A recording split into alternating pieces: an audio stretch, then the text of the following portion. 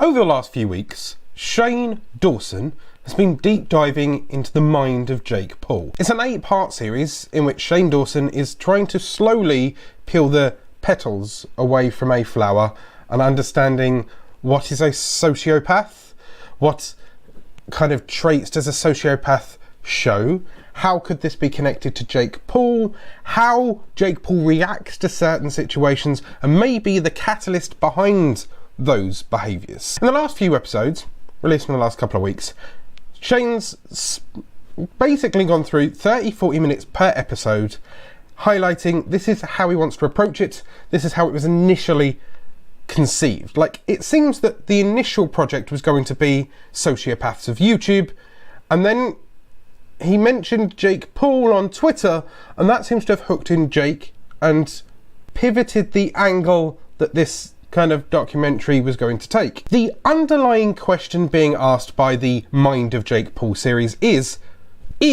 Jake Paul a sociopath? A sociopath is someone that has no empathy, no feelings, is purely driven based on their own centre ideals, and may or may not be dangerous to the world. These sociopaths can live a average normal day life, but they'll go around maybe rubbing people up the wrong way, or they'll pretend that they are certain types of people to try and understand and try to integrate. Now, if you have a look at American Psycho, for example, but he was much more of a killer. So in the first few videos, Shane goes through and steps through, this is what I understand a sociopath to be, this is what I understand Jake Paul has done in the past, and then he sits down with a psychologist, or a YouTuber that does psychology. She steps through the average traits of a sociopath.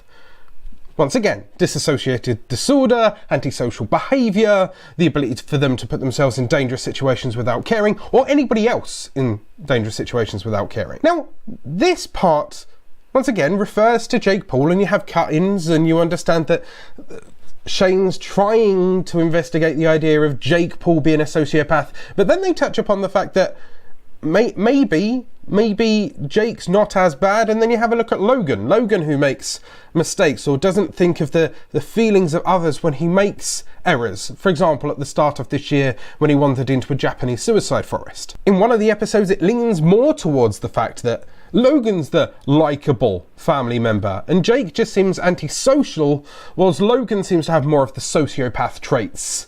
And that seemed to play out fairly well, even to the point where it poked the bear and Logan Paul responded, confirming in his terms that he is on the sociopathic spectrum, in which nobody's ever a complete sociopath and no one's never a complete non-sociopath. Most people lay somewhere on the spectrum and have some tendencies. He's openly admitted that, whilst denying Shane a direct interview all at the same time. So I'm not sure if that was damage limitation, I'm not sure if that's him as a sociopath controlling the situation he was in, but he sat there and he stepped through and he was willing to discuss his feelings on camera, which is a step further than maybe anybody else has done. So maybe Shane's had a victory there, in which where the documentary is opening doors and making people talk about things. The documentary is also touching upon the family issues that may cause these issues. Maybe Logan and Jake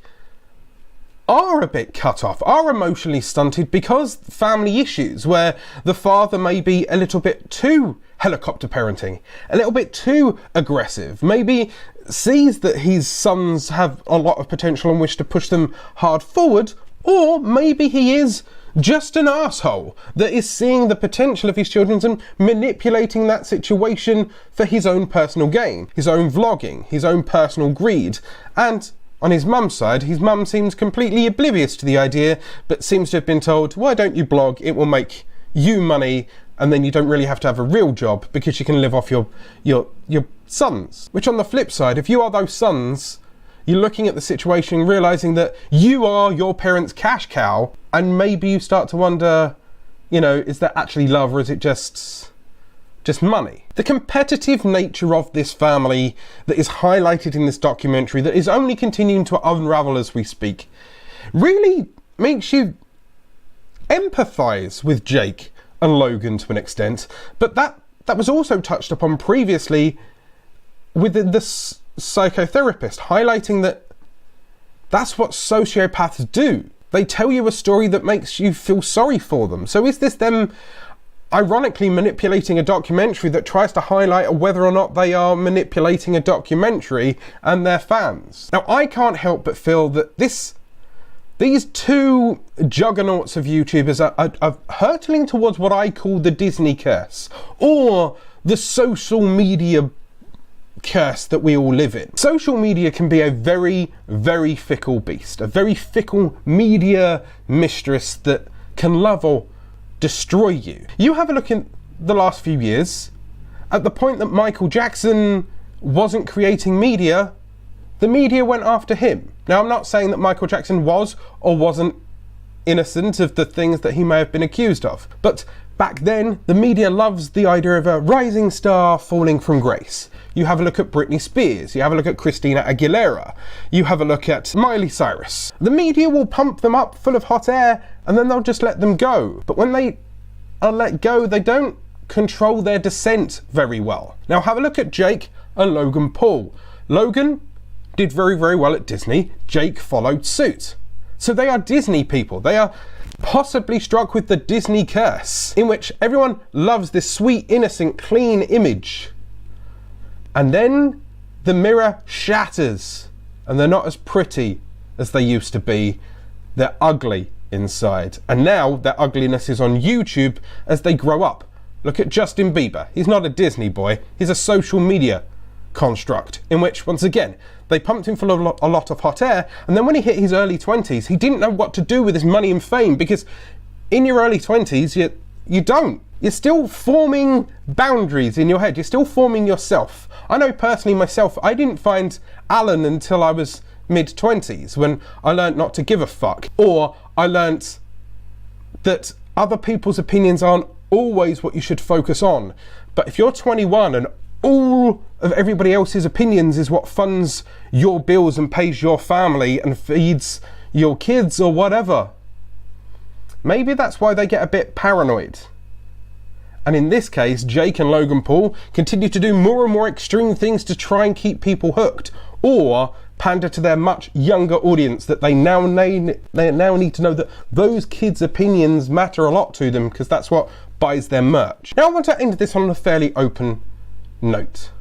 Does this open the conversation to YouTubers being sociopaths? Is Jake and Logan Paul a product of their environment that they're in? Are they being raised by a bad father that's very aggressive and a disassociated mother that isn't too connected? Or is the competitiveness that was instilled in these kids at a young age causing this problem? Does Jake have an inferiority complex compared to Logan? Is Logan too successful?